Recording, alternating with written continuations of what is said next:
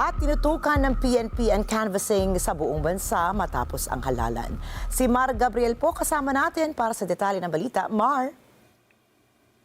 Yes, Ricky, mahigpit na tinututukan ng Philippine National Police ang canvassing ng mga boto mula sa higit 37,000 mga polling centers sa buong bansa.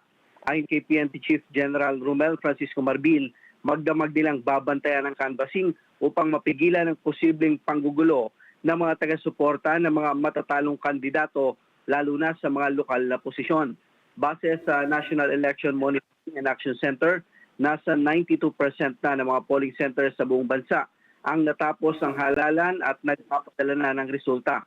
Ayon kay PNP Deputy Chief for Administration, Police Lieutenant General Jose Melencio Nartates, katumbas ito ng 34,698 mula sa kabuang 37,525 na mga polling centers sa buong bansa.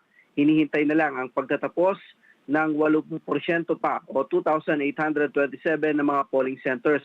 Karamihan dito ay mga nasa BARM, kabilang na ang bayan ng Dato Udin Sinsuat kung saan na-delay ang pagsisimula ng eleksyon.